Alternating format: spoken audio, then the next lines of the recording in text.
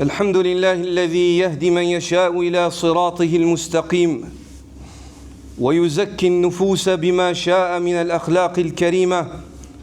أحمده سبحانه وأشكره على نعمه التي لا تحصى، وأشهد أن لا إله إلا الله وحده لا شريك له، وأشهد أن محمدًا عبده ورسوله صلى الله عليه وآله وصحبه وسلم تسليمًا كثيرًا.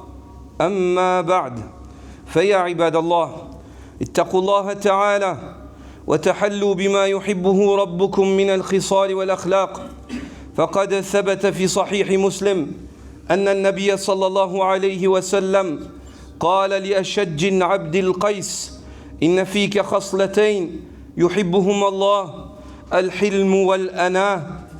Louange à Allah, celui qui guide qui il veut vers son chemin droit et qui purifie les âmes par les noblesses, par les nobles qualités qu'il leur accorde.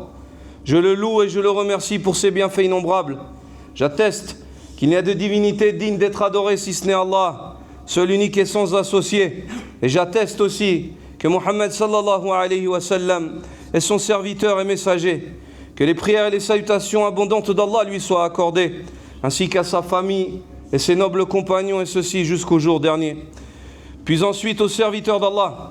Craignez Allah le Très-Haut, ornez-vous de qualités que votre Seigneur aime parmi les caractères et les vertus.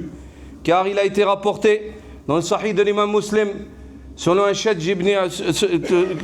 dans le Sahih de l'imam Muslim, que le prophète sallallahu alayhi wa sallam dit: Ta Ashaj Abdil Qais, certes au Ashaj, certes il se trouve en toi deux qualités qu'Allah aime. Il dit sallallahu alayhi wa sallam, la douceur et la pondération. Certes il se trouve en toi deux qualités qu'Allah aime, la douceur et la pondération. Al-hilmu ibadallah huwa aslun min usuli makarim al-akhlaq yumsiku fihi al-mu'min nafsahu 'inda al-ghadab wa yadbitu lisanahu wa jawarihahu 'an at-tasafful was-su'. La douceur au serviteur d'Allah est l'un des fondements des nobles caractères. La douceur au serviteur d'Allah est l'un des fondements des nobles caractères. C'est en elle que le croyant retient son âme lors de la colère. C'est en elle que le croyant retient son âme lors de la colère.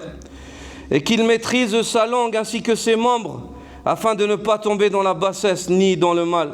Et qu'il maîtrise sa langue ainsi que ses membres, afin de ne pas tomber dans la bassesse ni dans le mal. وقد قال الإمام ابن رجب الحنبلي رحمه الله في جامع العلوم والحكم: الحلم هو كظم الغيظ وضبط النفس عند ثوران الغضب، والأناة هي التثبت وترك العجلة حتى يتبين وجه الصواب. وهاتان الخصلتان أصل عظيم من أصول الحكمة. الإمام ابن رجب الحنبلي رحمه الله a dit dans Jami' al-Ulum wal-Hikam: la douceur consiste à contenir sa colère. La douceur consiste à contenir sa colère et à maîtriser son âme lorsque la fureur se manifeste. Et la pondération et la vérification et l'abandon de la précipitation jusqu'à ce que la voie correcte devienne claire. Ces deux qualités constituent un fondement immense parmi les fondements de la sagesse. فالأناة أيها المسلمون نور يجعل المؤمن ينظر قبل أن يتكلم ويتدبر قبل أن يعمل ليسلم من الزلل والندم.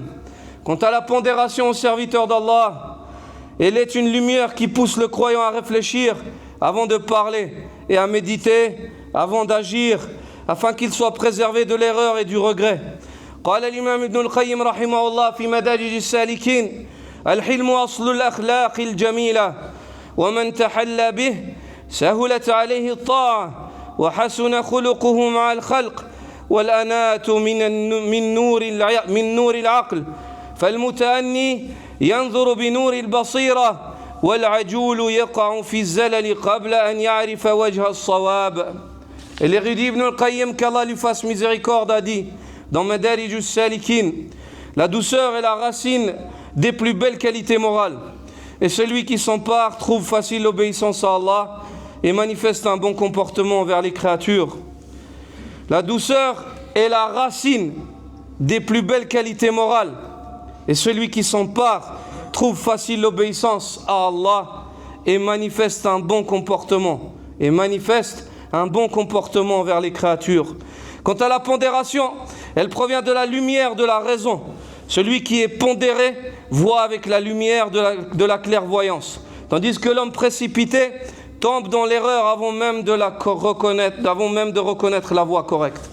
فتدبروا رحمكم الله كيف اجتمعت في هذا الحديث خصلتان جليلتان من تحقق بهما نال محبة الله وحاز نصيبا وافرا من الحكمة وحسن السداد. Réfléchissez donc, qu'Allah vous fasse miséricorde à la manière dont deux qualités sublimes se réunissent dans ce hadith du prophète sallallahu alayhi wa sallam. Celui qui les réalise obtient l'amour d'Allah et acquiert une part abondante de sagesse et de droiture. أقول قولي هذا وأستغفر الله لي ولكم ولسائر المسلمين من كل ذنب وخطيئة فاستغفروه يغفر لكم. Je dis ce que vous venez d'entendre et j'implore le pardon d'Allah le très grand pour moi ainsi que tout musulman. Implorez son pardon, il est certes celui qui pardonne et il est très miséricordieux.